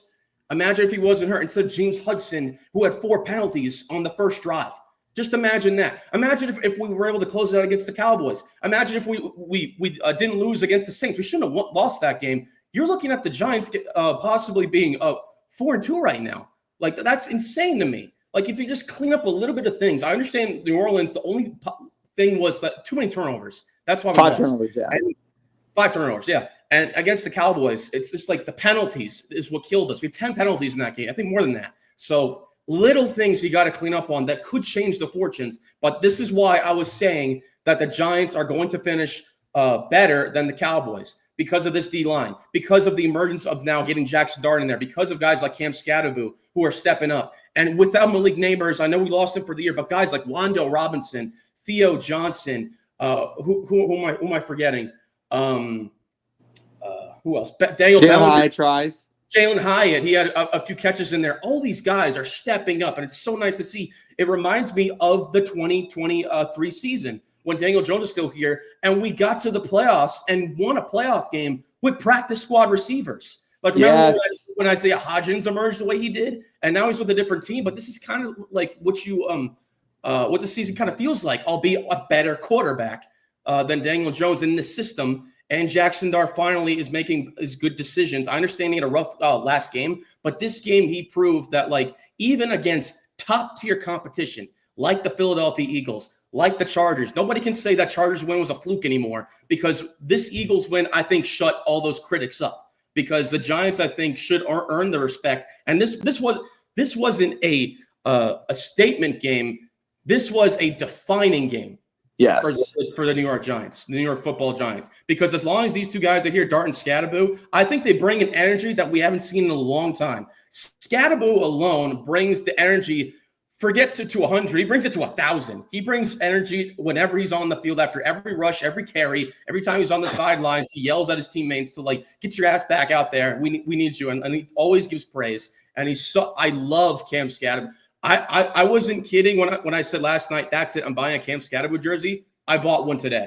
because absolutely love this kid. Like, he has been absolutely amazing. He lits the fire that we need on this team, the toughness that we've been missing for years. Cam Scadaboo brings that. The leadership ability in quarterback, Jackson Dart brings that. Young, fresh new face. Jameis Winston, albeit he's not playing, he's boosting the team morale. And Russell Wilson, his leadership, even though he struggled last game and had a second game and couldn't come through, he brings that team morale and that leadership as well. So the culmination of all of that, combined with the fact that like our special teams last game finally is starting to step up. Drew Phillips has been great all season. That big interception by Cordell Flott was awesome. Kind of sealed the game at that. Tyler Newbin, who's been garbage so far, he played great last game. And all these different contributions, that's what we need. That is my team right there. That's the New York Football Giants. And I'm so happy as a fan that they were able to do that against the Philadelphia Eagles, the defending Super Bowl champions. And guess what? After their next game against the Broncos, who are another tough opponent, they play the Eagles again. And I'm telling you, if we sweep the Eagles, I'm going to go ballistic. I'm going to go insane. Because never did I think that this year, especially with the brutal schedule that we have, the hardest schedule this year, would I think that my team would do that to the Eagles. Well said. And honest to God, I think the Bronco game is going to be a little bit tough next week because the altitude issues could be a disadvantage for any opponent coming into Colorado. But I think if we do go back to Philly and we beat them a second time. In Philly, In Philly. Oh, I'm going to feel really good about myself. You're doing a dangerous thing to me, giving me hope, man. You're doing a dangerous thing. Oh, man. Kev, you referencing the longest yard has to be one of the wildest things you've ever done on this show. Yeah, I'm serious. What's great about this show, we're all in a positive mood right now, and no Marcus Stewart today. Marcus Stewart's on the day off. Well, he can take his time off. We're all good here. We're all good right now. All right, so we want to get into fresh spreads because we're getting to that point in the show where we need to hurry up with the fresh spreads because we got to get to Fresh Fried and Fried. So we're going to get to fresh spreads, which is idealized by Talercio's. And by the way, thank you, Alec, for putting up the Talercio's menu on our chat. Greatly appreciate it. Oh, no problem. I counted how many sandwiches they got. 64 sandwiches. That's just their sandwiches. I mean, that's got to be a lot, hasn't it? That's a bunch of sandwiches. Dude, they charge like $24 or no, $34 for a whole sandwich. Yep. They're massive. The pastrami sandwich in New York City is $36. So, oh my god. Go ahead, John. The really big one at Cat's Deli. There's also a place called Harold's, which serves really big cakes and sandwiches in New Jersey. There's also, if you want to go to Talercio's, it's in Monmouth County. If you ring the bell when you first come in, if you're a first timer, you get fried raviolis for free. Ooh, okay. Oh, Nice. But any of you, I know I haven't been there, but anyone who hasn't been to Talercio's, would you like to try that out? I volunteer as tribute. Sammy volunteers as tribute to go to the Talercio's. Sammy, no hesitation at all. No hesitation at all. You have to be careful with Sammy. If you give Sammy Tylenol and steroids, she's going to turn into Cam Scadaboo. Careful. Oh, God. Randy, are there any good sandwich places in Canada? Yeah, there's a couple. Yeah, no, of course. There's a ironically enough called California sandwiches. Those are pretty good. There's actually a great steak joint. They make a steak on a Kaiser called Master Steaks. Phenomenal stuff. So yeah. Anytime you could get a dead piece of cow on a Kaiser, I'm a happy man. So. Oh my god. Okay, we gotta go quick here because we do have to get to Fresh Fried and Fried. So I'm gonna read the spreads for the games, and we're gonna pick. Okay, we're gonna start off with the London game here. We're gonna go into the Denver Broncos at the New York Jets. The 0-5 New York Jets. The Broncos are a touchdown favorite. We got to go quick, Kevin. Broncos easily win and recover. Sutton and J.K. Dobbins, I hope, go off because I have him in fantasy. Okay, John. Oh yeah, absolutely. 100. After watching them getting torched by a CD Lamb list Cowboys, I believe in the Broncos 100%. Okay, Alec, quick. Well, the jet is malfunctioning, and it's about to get trampled over by a bunch of Broncos in London. Okay, Randy. I'll go with the Broncos, boys. Okay. All right, next up, we're going to keep the quick theme going. The Arizona Cardinals at the Indianapolis Colts. The fighting Daniel Joneses, the Indiana Joneses are a 9.5-point favorite. Kev. This is a closer one, I think, than many people are going to have set out for. I do think the Colts win, but Cardinals do make it interesting. I'd say the Colts win by 10 points, and they do cover just barely. Oh, wow. Okay, John. Did we get a Kyler Murray update today? Is he playing? He's a game time decision. Yeah. That's gonna have that's a really, really big factor for me. Unless they drop another touchdown at the goal line, I don't think the Cardinals are gonna be able to pull one off. Especially, I think they're going in Indianapolis, so it's gonna be closer. But I like the Colts. Okay, Alec. After last week, I've all but given up on the Cardinals because that game made me so angry at them. Well, you know what? I'm not even going to be nice to the Cardinals. Colts by 1,000,000. Colts by 1,000,000. Randy. What spread do you have for this game? 9.5 points, Indianapolis. 9.5. Okay. I think Daniel Jones is going to keep rocking it. I'll go with Indy. Okay. We're gonna keep it up on the fast pace. Chargers at Dolphins. Chargers -4. Kev. That's low, in my opinion. Only 4. I have 3.5 on what I'm looking at. Yeah, I think it should be far bigger than that. Chargers are going to win and easily cover. I think they'll win by maybe a couple of touchdowns there. All right, John. Chargers for sure. All right, Alec. Well, no, Marion Hampton. Well, doesn't matter. Who got it better than us? Nobody. There we go. All right, Randy. Going Chargers for sure. Chargers. Okay, next up, keeping it up with the pace. Patriots at Saints. Patriots -3.5. Kev. Patriots win. I think the spread should be more than that. Like I said, I think they'll win by maybe a touchdown. I'll give the Saints a little bit more credit than that, but I think Patriots should win by a touchdown. Okay, John. After watching the Patriots and actually predicting them to beat the Bills, I have a hard time seeing them lose to anybody. I think they win by 9. By 9. All right, Alec. After last week, well, that's why I have faith in them being a playoff team. They win and cover. All right, Randy. It's funny. I had picked New England in my pick'em spread, but pool. But then there are other ones where I picked the Saints. I will pick. I'll go with New England. Okay, Browns at Steelers. Pittsburgh -6. We're gonna start off with Alec first, since he's a Steelers fan. Oh boy, I mean, at a realistic scenario, we split, but the home team wins each game. I see is -6.5. Well, and we're facing Dylan Gabriel, quarterback. Normally, these games are trap games for us, but True. We win, but Browns cover. All right, Kev. I'm kind of the same way. I feel like the Steelers win, but Browns cover. Browns, one thing to do good at is their rush defense is really good. So I think that Jalen Moore or Kenneth Gainwell, whoever is going to be carrying the ball, is going to have a tough time against that Browns defensive line. Steelers, again, I feel like the Browns play the Steelers pretty hard, like every season, it seems like. But I think the Steelers do win in the end, and the Browns do cover that. All right, John. Oh, we got an update. Whoa.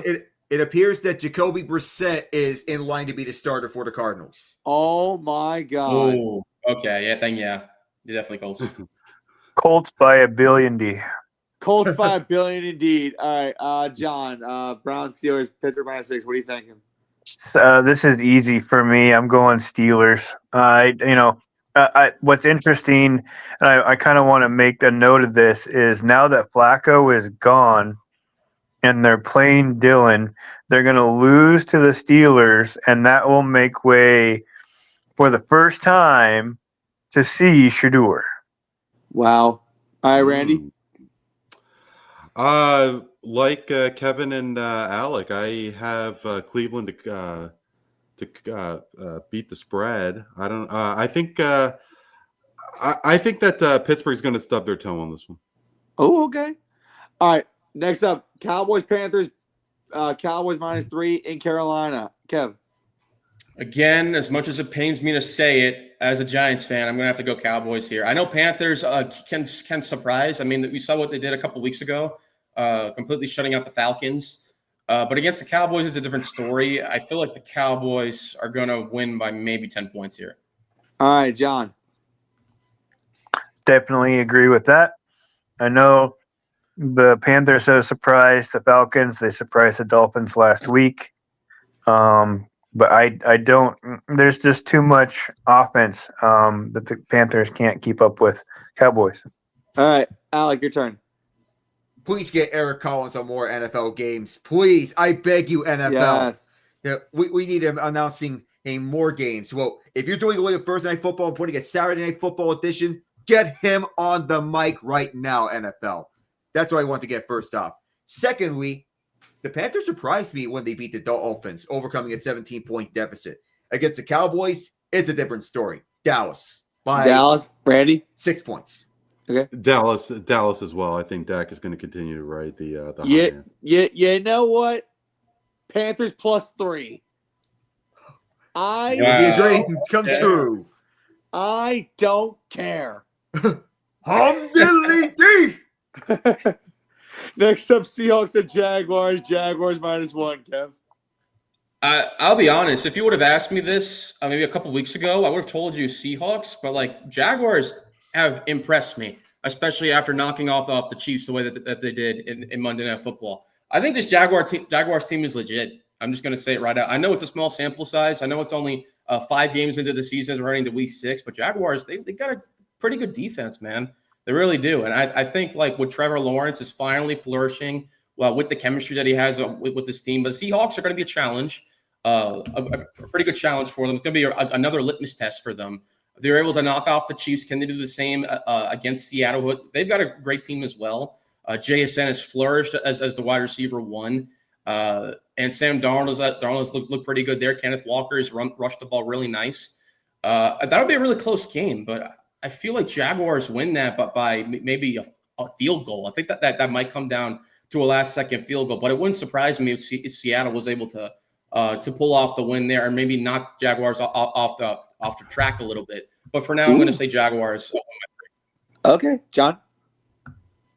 Seattle by 10. We don't have Chris Jones on our D line that's going to sit there and watch Lawrence stumble around like an injured giraffe and fall down before he gets up and scores a touchdown. So, and Chinonwosu, Boya Mafe, those guys are going to be after Trevor Lawrence the entire game. So, Seattle by 10. Seattle by 10. All right, Alec, quick. All right. Jacksonville. That win over Kansas City was a statement victory for them, and they might have entered the playoff conversation now. They're going to find it tough against Denver, the Chargers, and even the Patriots. Their best bet's going to be division title. All right, Randy. Going to go Jacksonville. Like Kevin said, they've been impressive this year. So I think they're going to have an easy time on Sunday. Okay. All right, next up we got the Rams at the Ravens. No Lamar Jackson for the second game in a row. Rams are a 7.5-point favorite, Kev. Ravens are unraveling so bad to a point where it's very disappointing. And with no Lamar, I expect this game to be in the Rams' favor. Puka Nacua should ball out. Stafford should look fine. Kyron Williams should ball out. I'd say Rams win by a couple of touchdowns. Puka, do good for me in fantasy, John. Definitely Rams. It's not just Lamar. I mean, you've got 4 or 5 players on their defense that are on IR. They just traded Chargers for a DB. So they I don't think they score much. They've got Derrick Henry, and that's the only player I believe in on that team right now. I don't. All right, Alec. Well, Sammy. you're Matthew I hear Stafford. Sammy. You're Matthew Stafford. What are you gonna do to the Ravens? Ram this football down their throats. Rams by 3 touchdowns. Rams by 3 touchdowns. My God, Randy. Yeah, let's go.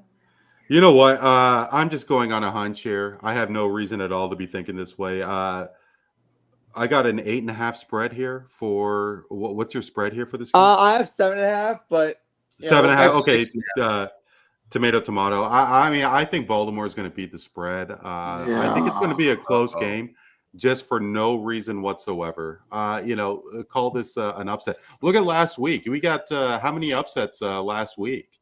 Quite a few. Why can't this be one of those games where Baltimore makes it close? I will say Rams, but just barely. Okay. All right. For no reason whatsoever. for S and giggles. We'll put it that way, for S and giggles. Next up, we have the Titans and the Raiders. A battle of 2 1-4 teams. Raiders 4.5-point favorite. Kev. I think the spread should be higher than that. Raiders should win this one pretty easily. Titans are garbage. I think they're the worst team in the NFL as far as I'm concerned. They're not clicking right now, even with Cam Ward as their quarterback. I think it'll take him a few years for him to develop more. But with this team and with Callahan coaching, they're just trash right now. Raiders by a few touchdowns. All right, John. How many times does Raiders quarterback throw interceptions? I don't think they have Brock Bowers. And I think the Raiders win by 6, so I think they cover. They cover. All right, Alec. Raiders. Why did you have to lose to Tennessee, Arizona? Yeah, not good. Randy. I think Tennessee's going to take 2 in a row. I think. Again, no reason whatsoever. Since when has the Raiders been a lock? 1980s. So they were in Los Angeles when that happened. I think it's a flip of a coin. And Cam Ward, did he start to get a taste of success and may ride it out in against Vegas? Is it really the most shocking thing in the world? I'm going to take Tennessee. All right. Next up, we got the Joe Flacco-led Bengals versus the Green Bay Packers. Packers a 14.5-point favorite. My God. Kev? Sorry, Bengals fans, but I don't even think Joe Flacco is going to save your season. I'm picking the Packers to win this one. I have a 13.5-point spread, the Packers. I think maybe they barely cover that. I think they win by 14. Ooh, okay, John. See, I have a different take on this because Flacco has already beaten the Packers on a different team. He has. Give me the points. I want to see Jamar Chase actually score touchdowns and not be the best defensive back on the Bengals team. All right. You know what, John? Before we go to Alec, I'm taking the plus 14.5 too. I'll take that. That's a lot of wood. Alec, go ahead. All right. It's going to look like a blowout at first, but randomly I have a hunch that the Bengals are going to score a garbage time touchdown to beat the spread. All right, Randy. I never take the favorite on that biggest spread. I'll take the Bengals to beat the spread, but definitely the Packers to take it. All righty. All right, next up we got the Niners and the Buccaneers. Buccaneers a 3.5-point favorite. Kev. That should be a good game. I mean, like you saw what the Niners were able to do, even with all the injuries that they've had. I mean, no Brock Purdy, no George Kittle, no Brandon Ayuk, no Ricky Pearsall. They had Kendrick Bourne be a really good receiver. They had Jake Tongs, the tight end, be really good and step up. Mac Jones has played better than Brock Purdy this season, and the only loss that the Niners had was with Brock Purdy. So I think that Mac Jones, this is like a case where, like, remember Baker Mayfield with the Rams? remember Sam Darnold with the Vikings last year. I feel like this is a similar case with Mac Jones, like revitalizing his career after not really working out in New England and then being a backup in Jacksonville to now being a backup and now the starter in San Fran. I feel like he's flourishing at the right place at the right time. But the Buccaneers are going to be a good team, but they are going to have injuries. They're going to have no Mike Evans, no Bucky Irving. So guys like Chris Godwin and Emeka Egbuka are going to step up in the receiving end, and Baker's still a great quarterback. So I don't know, because both teams are have been injured. It's going to come down to defense, and I feel like the Niners, I think their defense keeps them well in games, but I do think that Niners cover the spread and Bucks don't win. I'd say Niners win and they cover. All right, so the Niners win outright. John. Somebody asked Baker Mayfield last week when they were in Seattle if he ever thought about his time in Carolina when he and Sam Darnold were on the same team, and he said no, never. He doesn't look back. Mac Jones has an oblique injury that he was held out of practice for this week. And I don't believe in the 49ers. I think they're more injured than the Bucks. I think the Bucks have a better defense. And I think this is since I'm talking to two Giants fans, this is a Sterling Shepard game. Ooh, okay. Alec. If Mac Jones plays, 49ers. If he doesn't, Buccaneers. All right, Randy. Originally, I was a Buccaneers fan, and my creamsicle Baker Mayfield jersey came in. And fellas, let me tell you, I love that is a sexy piece of clothing. So, Buccaneers all the way. Buccaneers all the way. Oh, those creamsicles! You gotta love the creamsicles. Yes, sir. All right. Next up, we have the Sunday night game. We have the Detroit Lions at the Kansas City Chiefs in Arrowhead. Chiefs 2.5-point favorite. Kev. Time to see if the Kansas City Chiefs are back in this game, because with losing against the Jaguars, that doesn't instill confidence, but it should be lighting a fire under them to go into this game against a tough Lions team, arguably one of the best teams in the NFL, to see what the Chiefs are made of. Can they bounce back against a tough Lions team at home at Arrowhead on the biggest stage in Sunday Night Football? I think that Patrick Mahomes does have what it takes to do that. But you got to also look at the Lions and can the Chiefs stop the 1-2 punch, Sonic and Knuckles, and stop Gibbs and Montgomery? If they can do that, then I do think the Chiefs win. But if Gibbs and Montgomery are going to be eating on the ground, I don't think that the Chiefs have a chance in this game. So far, I have no reason to believe that they're going to slow down anytime soon. So I'm going to say Lions win. But I do think the Chiefs do make it close. I think the Lions win by maybe a touchdown. Okay, John. Chiefs down. Chiefs down. All right, Alec. All right. Classic tale of Sonic versus Eggman, if you put it like that. But all right, hey, that appeases the Sonic fan in me.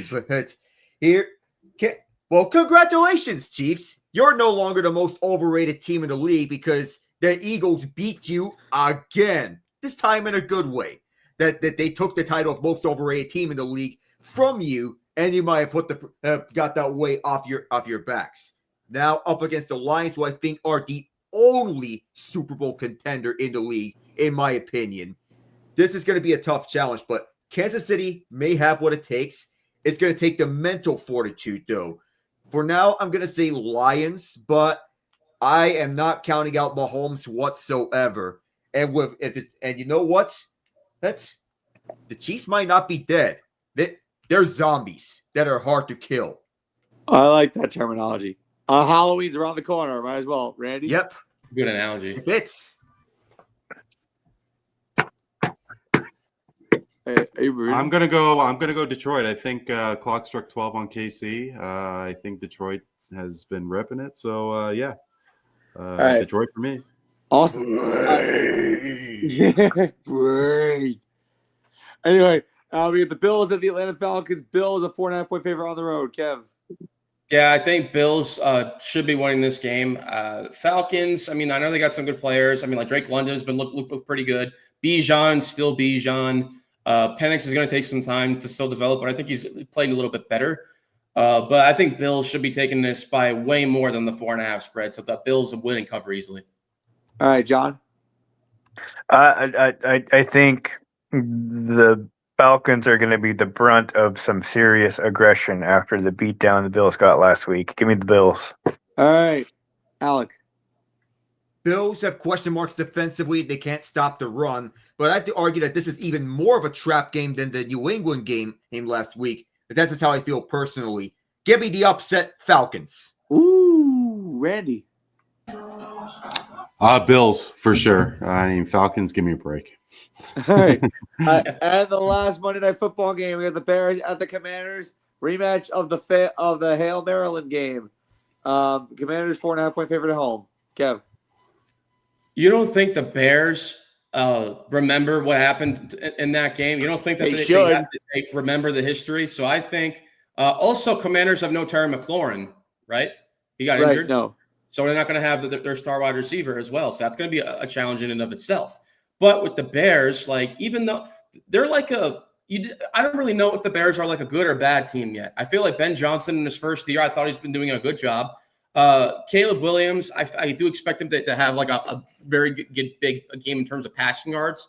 The defense is going to be what determines this game, in my opinion. I do think the Commanders do have a better defense, but without McLaurin, I think it's a flip of a coin for me. But I want to see that. I want to see Bears get that revenge, even though I think that the Commanders are going to win. Give me the Bears covering the spread at least. All right, John. What's the spread? 4.5 Commanders. Easy. The Commanders by a mile. Commanders by a mile. Alec. Going with Kevin here, the Bears have to remember what happened last year, and this is a revenge game for them. And a get-right game for Tyreek Stevenson. He has to remember his epic gaffe and bounce back and get to form.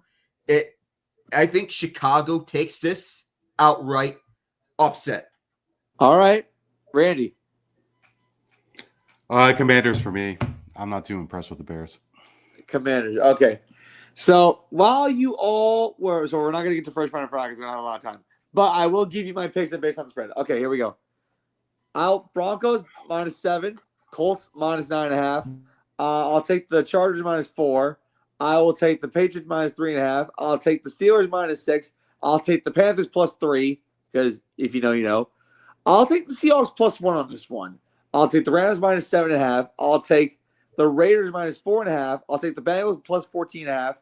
Then I'll take the Bucks -3.5. I'll take the Lions +2.5. Bills -4.5, and then the Commanders -4.5. So we got that all down. We got 7 minutes left. You know what? Let's do it. I'll do a fresh Find and Fried. It's only going to be a minute and a half. So I'm going to need someone to time me. So Fresh Find and Fried is the one segment that I love more than any other segment on the show. Is when we get into a take that we have a limited amount of time to talk about, and we're rating on a scale of fresh, fine, or fried, meaning fresh meaning good, fine meaning okay, or fried meaning you. That take is so bad I want to get out of here. So I only have a minute and a half. Here we go. Right. All right, so for Philadelphia sports fans out there who are not greasing poles and burning their city down, you know what? This is what you absolutely need. You want to know why? Because you need your slice of humble pie. You are one of the worst fan bases in all sports, and I cannot stand anymore the fact that we have to deal with you being at the top and being so snooty and so greedy about everything. You know, Orion Kirkring did you a blessing. The Eagles did you a blessing. And you know what? There's more to the story. The Philadelphia Flyers are winless right now, and you know what? They just proved that your city is in shambles right now. Oh wait, you have the Philadelphia Union in MLS. Who cares about that? They can't even win the MLS Cup, even if they tried. The city of Philadelphia has a bunch of people who think that they know everything about their sports, but you know what? They're overrated. Their fans are overrated, and you know what? Their city is nothing to be excited about. I think the Philadelphia sports fans should be blessed the fact that they finally got their slice of humble pie. And you know what? Their teams are overrated. And you know what? The window has officially closed, and I'm so grateful that the fact that they got what they deserved. Okay. Well, just a little over a minute that you did your rant. Mm-hmm. Yeah. All right. Alec, Fresh Find and Fried. We had to be quick. Oh, man. you came to the right person for this. Absolutely fresh. I mean, I'm not just saying this out of bias. Philadelphia sports fans are some of the most loud and notorious are out there. The fact that they got their humble pie is music to all of our ears for that. Please don't be humble here and be respectful. All right, Kev, fresh find or fried? As fresh as picking an apple from a tree. I do not feel one bit sorry for any Philadelphia sports fans. And I am so happy, like I said, that Eagles got their slice of humble pie. I'm so glad that Saquon came back to New York and absolutely got shredded and decimated. Cry, Eagles, cry. Argue with the wall. All right, John, fresh find or fried? I think it's fresh. I mean, the history of Philadelphia fans is obviously well known. I haven't seen, other than last year when I was cheering against the Chiefs, I haven't actually cheered for a Philadelphia team in a long time. So definitely fresh. All right, Randy, fresh find or fried? Matty, you know I love you, right? Yes, I do. I think that's so fried. I gotta tell you, man. Like, I'm hearing all these comments about the Philly fans, and with all due respect, your Yankees went to the World Series last year, and all I keep hearing, Yankees suck. This guy is trash. Boone is this. Cashman's out. I'm sorry, I can't. By the way, are you available next week? Because I'd love to have you on my show. I'm available next week. I thought I was available next week. Now I'm not even too sure about that. Oh my God. Randy just said that tell steak you, was yeah. fried and crispy, man. But, yeah. Oh my God. Oh, man. I think I found my new fresh find. Oh my God. Anyway. But Randy, you killing us.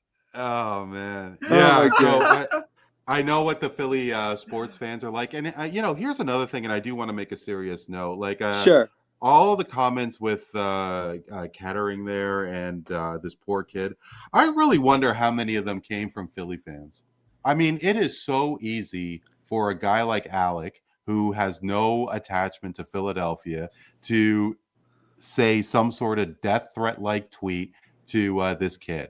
So maybe all of these snot-nosed teenagers are going to do the exact same thing and just pile on the hate because that's what kids with cell phones do, is just jump on the bandwagon. Yeah. How many of them are actually Philly fans? I didn't see when was the last time a Philadelphia team was in the championship series? What kind of rioting took place in that city when they lost? I don't remember anything. It was like bad. that. It was really, really bad. Okay. Well, I'll take your word for it because you guys are a lot closer to grounds to Philly than me. But I think that I don't know how much the Philly fans were wrecking on the team, and maybe they didn't have a need to, but yeah, they stubbed their toe and they had a bad playoff. But no, I think there's some passionate fans out there, and I would not want to wear a Maple Leaf jerseys at a Philly Flyers game, but I My God. yeah, anyway, that's the end of that. That's fine. That's fine. Okay, so we are literally down to a minute.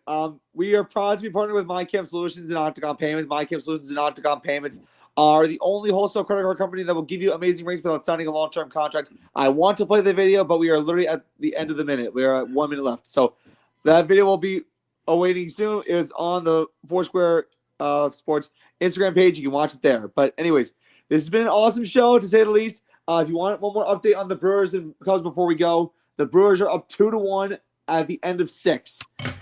Go Fighting Lily Schumachers. Lily Schumacher, we're fighting for you. Screw that one woman in Chicago. I'm not going to mention her name. But from Kevin's Dogs Colvix, John Welch, Alec Nava, Randy Cooray, I'm Matt Sirianni. God bless you all. Take care. Have a good day. And like Spartan Square Fans said, all people are the greatest. They're full of wisdom and experience. And this has been Foursquare Sports, which is sports as core. Take care, everybody. Have a good night. Hi, everybody. Christopher Mad Dog Russo here. And you know what I do? 4 Square Sports on Sunday nights, 6 to 8, with all those parts of the country taken care of. Listen all the time. You got it. Mad Dog on Mad Dog Unleashed. Listen to my guys. Listen to my guys.